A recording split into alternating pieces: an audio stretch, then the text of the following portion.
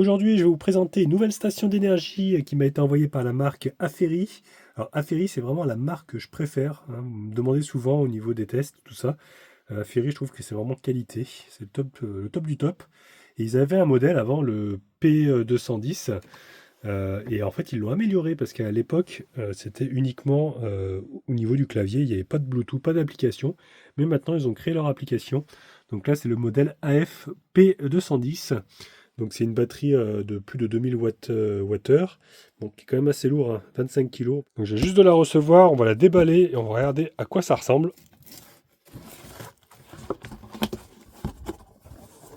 On peut voir que c'est déjà bien renforcé parce qu'il y a un carton dans un carton, donc encore un petit peu de découpe.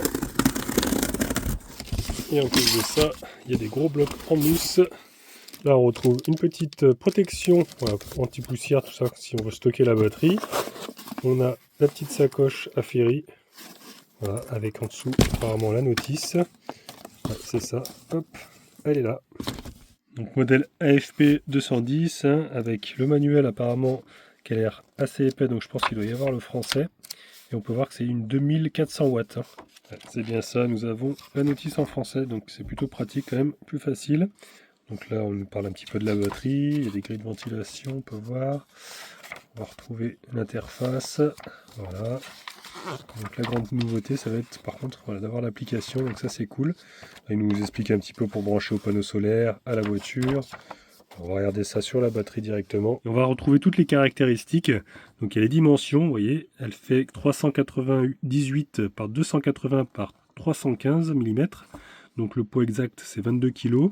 Donc c'est une 2048 Wh, hein, c'est comme l'ancien modèle. On va pouvoir rentrer 1100 watts avec le 220. Le MPPT qui est intégré dedans jusqu'à 500 watts de panneau max, 50 volts, 20 ampères. Donc ouais, on peut rentrer quand même pas mal de watts déjà, c'est pas mal. Ce sera une charge assez rapide. Et donc on peut voir aussi qu'il y a là des prises USB 18 watts. Prise USB-C, il y en a 3. Bon, on va regarder ça un petit peu sur la station. Ce qui va nous intéresser surtout, c'est le convertisseur 2400 watts en pur sinus, hein, donc pour les protections voilà, sur la surcharge, les courts-circuits et sur tout ce qui est matériel informatique. Pas de souci, on peut l'utiliser. Comme c'est du lithium LiFePO 4, on va pouvoir recharger plus de 3500 fois. Et on a aussi une extension de garantie, on peut aller jusqu'à 5 ans, voilà, pour être tranquille. En général, ces batteries-là sont prévues pour 10 ans hein, avant de commencer à s'user un petit peu. Dans la petite sacoche, on va retrouver tout le câblage. Hop. Donc ils nous ont fourni, alors c'est du câblage comme ceci, les prises, alors je crois que c'est les XT60, XT40 je sais plus, XT60 je crois, avec voilà, les MC4, hein, ça c'est classique, pour pouvoir brancher n'importe quel panneau solaire, parce qu'ils sont tous en général avec ces connectiques là. Et puis une prise directement comme ça, assez classique. Donc le chargeur est intégré directement dans la station. Par contre malheureusement ils nous ont pas mis le câble pour brancher directement à l'allume-cigare, ça c'est un peu dommage. On va enlever le gros bloc en mousse. Ouais, franchement elle est vraiment très très bien calée cette station d'énergie. Ça risque pas de bouger. Avec un petit film plastique pour l'humidité. Ah, il y a un petit boîtier ici pour ranger les câbles aussi. Je regardais s'il n'y avait pas le câble pour l'allume-cigare, mais non, il n'y est pas. Il y a deux belles poignées ici, donc je vais l'attraper pour la sortir.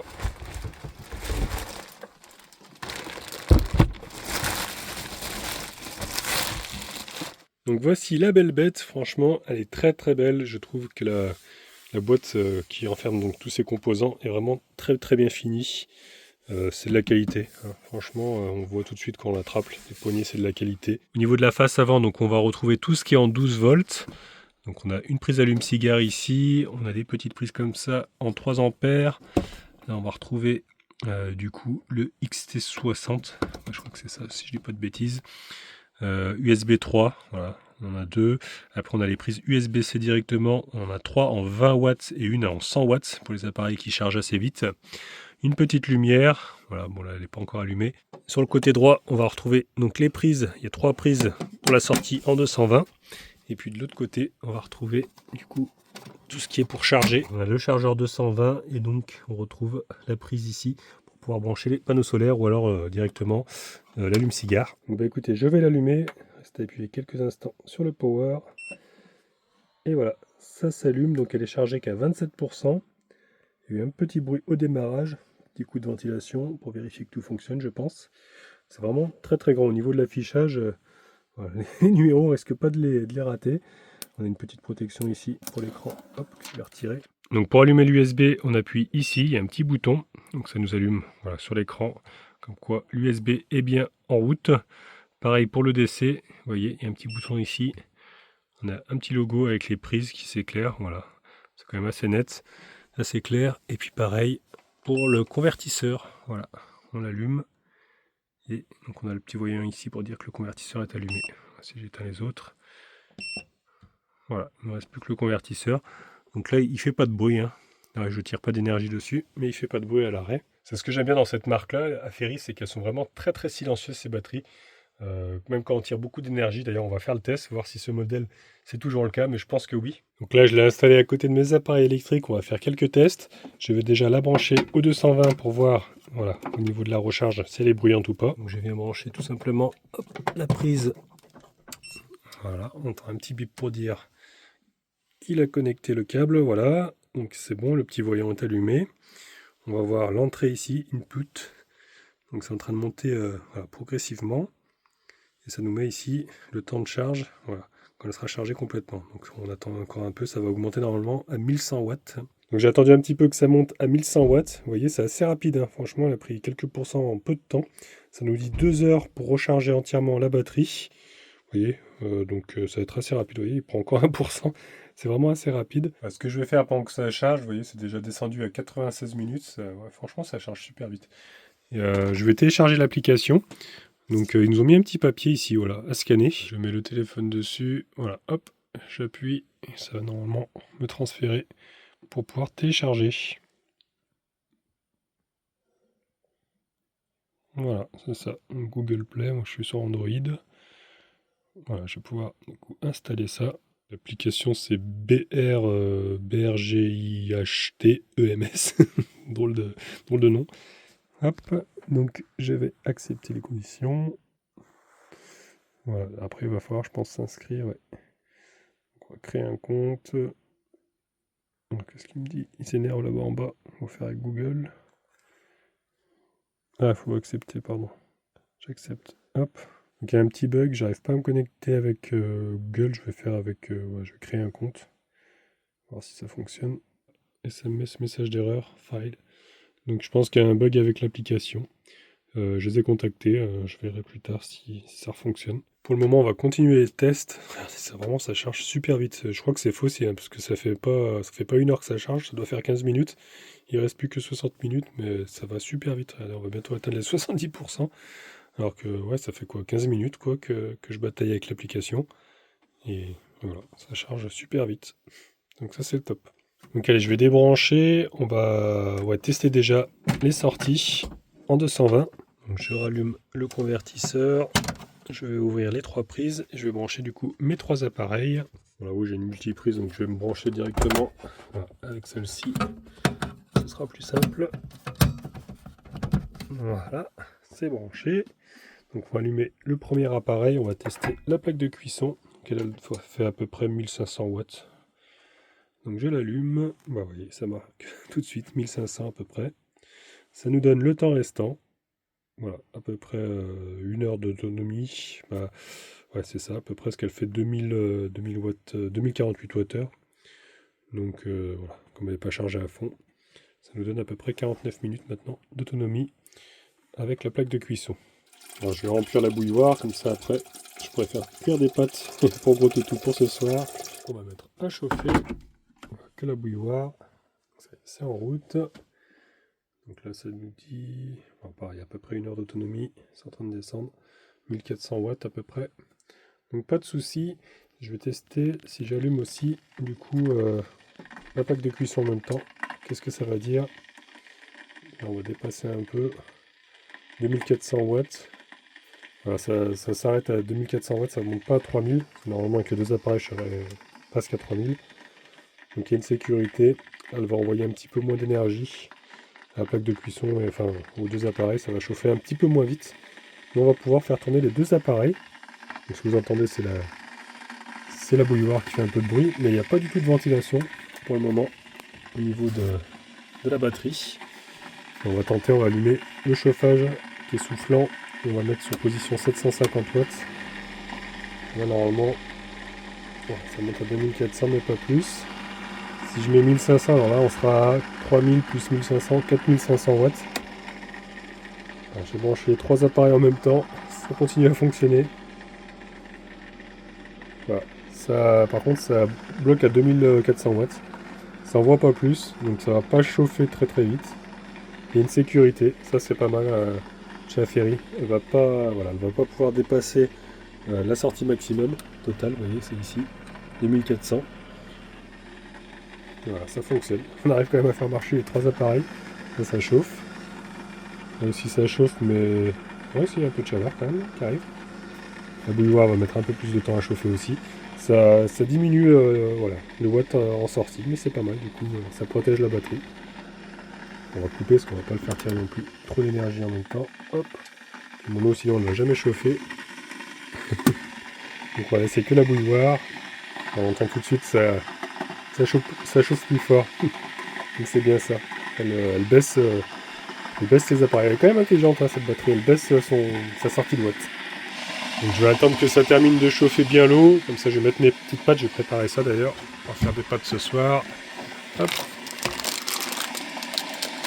Ma petite casserole est prête. Voilà, on attend que l'eau termine de chauffer. Encore lui n'en pense pas moins. Il est en train de faire sa petite sieste. Et allez, on va pouvoir mettre l'eau dans la casserole. Puis on va mettre à chauffer après la plaque de cuisson. Voilà, je remets en route. Donc là c'était descendu à peu près à 60% hein, pour faire chauffer. Il y avait quoi, presque 1 litre d'eau. Je vais couvrir, comme ça on va laisser bien chauffer. Puis après on mettra les pâtes. Et vous voyez j'ai enchaîné du coup la bouilloire. J'enchaîne tout de suite encore à lui faire tirer 1500 watts. Pas de bruit, pas de ventilation du tout. Vraiment, il faut vraiment qu'elle chauffe cette batterie pour ventiler un petit peu. Et sinon, elle est vraiment très très silencieuse. C'est pour ça que j'adore cette marque. On va la chatouiller encore un petit peu. On va lui faire charger en même temps qu'elle décharge pour voir. Je rebranche la prise. On va voir ce qu'elle nous dit. Du coup, on voit que la sortie. On voit quand même l'entrée en watts. On n'a pas le temps. Ah si, ça a basculé sur le temps de charge. Donc, ce qu'elle fait, c'est par contre, c'est qu'elle prend plus de watts, vous voyez, sur l'entrée. Donc là, en fait, elle va continuer à charger à 1500, 1100 plutôt, et elle va donner 1500 watts. Ouais, c'est ça. C'est en train d'augmenter, vous voyez. Donc ça, c'est pas mal. On va pouvoir utiliser la batterie en même temps qu'elle recharge au 220 si on est branché au camping, par exemple. Et du coup, utiliser le convertisseur avec ses appareils électriques tout en rechargeant la batterie. Et ça, c'est plutôt pas mal. On peut écouter, hein, toujours pas de bruit, franchement, même en chargeant et déchargeant en même temps. Voilà, ça fait pas de bruit. Donc ça c'est vraiment, vraiment le top. Donc pendant qu'on cuisine, eh ben, écoutez, si on a besoin de charger aussi son, son téléphone portable, voilà, on vient se brancher directement USB. Charge le téléphone, hop, je branche. Et puis il faut bien sûr que j'allume le USB. Voilà. Et donc ça charge. Voilà. Hop, ça s'est mis en charge. Et les watts, bah, ça s'affiche là aussi, mais bon, c'est très peu un téléphone, donc on voit pas trop de différence. Bon, l'eau commence à être un petit peu bouillante là. Ouais, je vais pouvoir. Oula, la vapeur. Je vais pouvoir mettre mes pâtes. On va fermer. Et ce qui est bien, c'est que vous voyez, du coup, il s'est arrêté de fonctionner la plaque de cuisson. Ce genre de plaque de cuisson, comme c'est une pierre, une fois que c'est arrivé à température, ça s'arrête, mais ça a toujours de l'inertie. Donc, du coup, là, je consomme plus d'électricité, à part pour mon téléphone portable que je suis en train de recharger. C'est 4-5 watts. Mais voilà, du coup, ça a coupé. Là, je suis à 56%. Donc voilà, je pense avec 15% de batterie, ça va, parce qu'on était à peu près à 70, un petit peu moins, parce que j'avais... Voilà, en moyenne, c'est 10% de batterie hein, sur une 2000 watts que j'utilise pour faire un repas. Donc 10% de batterie, ça reste quand même assez correct. Voilà, bah écoutez, c'est bientôt cuit hein, au niveau de mes pâtes. Hein. Franchement, c'est impeccable. Et tout ça sans utiliser de gaz, hein, uniquement avec l'électricité. Donc on peut charger avec le solaire, bien sûr. Donc ça, c'est vraiment cool. Et vous voyez, ouais, voilà, j'ai dû utiliser peut-être 15% de batterie et encore. Mon téléphone est également chargé à 100%. Voilà, que demande de peuple, hein, franchement. C'est vraiment le top. Ah, ça va être prêt, gros toutou. Et après quelques heures d'utilisation, il y a quand même une petite ventilation. C'est vraiment... Il n'y a rien, quoi. On n'entend rien. Donc c'est vraiment hyper silencieux.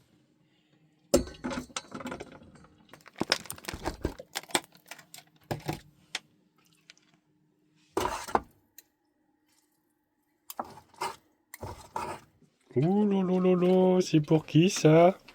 Ouh lolo, petit pour toi. Allez, bon appétit.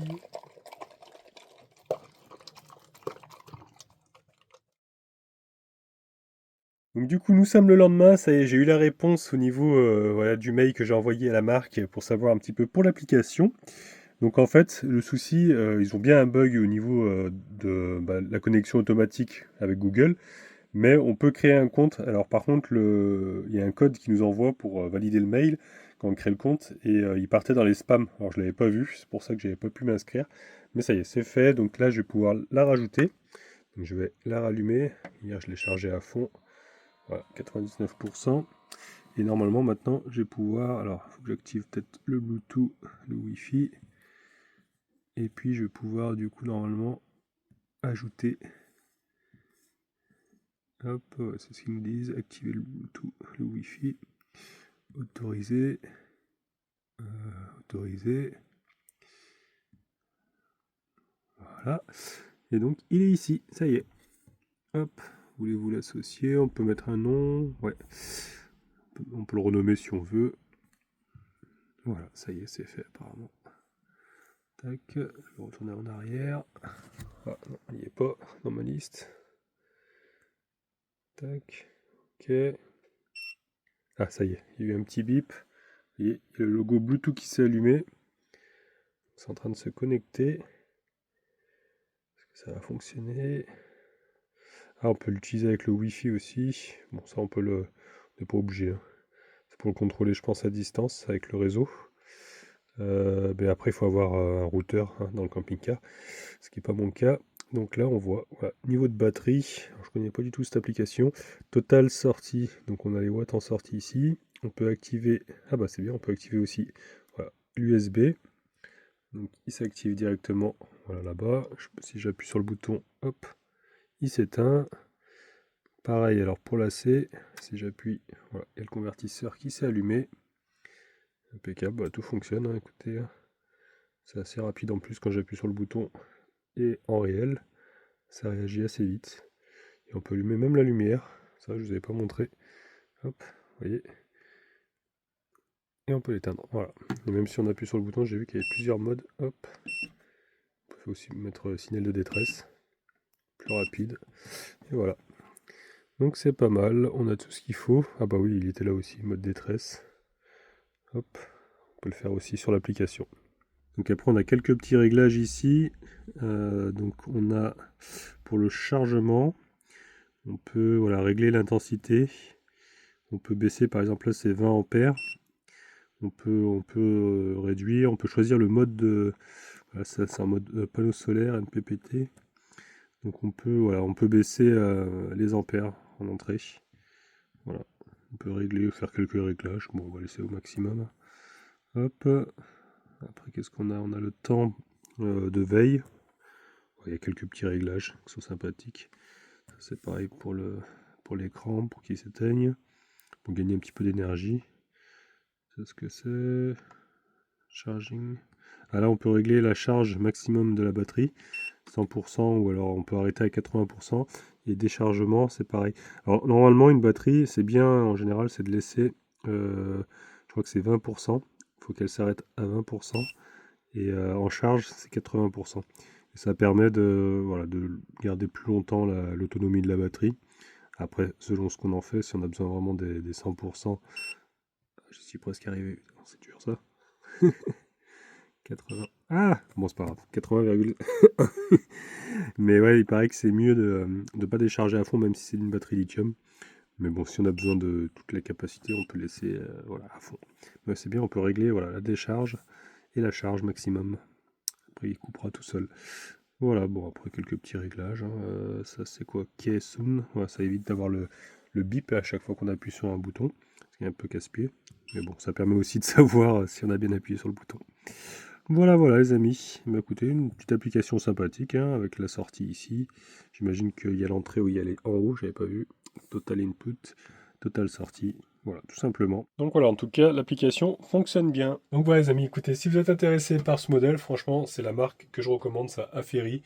Si vous me demandez un jour la batterie, je vous dirai tout de suite Aferi, enfin la station d'énergie du moins, parce que vraiment, c'est de la qualité. Donc voilà, si vous êtes intéressé par celle-ci, c'est ça que je voulais vous dire. Je vous mettrai le lien en description, il y aura un code promo, tout ça. Et puis moi, il me reste plus qu'à vous souhaiter une bonne soirée. Et puis une excellente nuit les amis.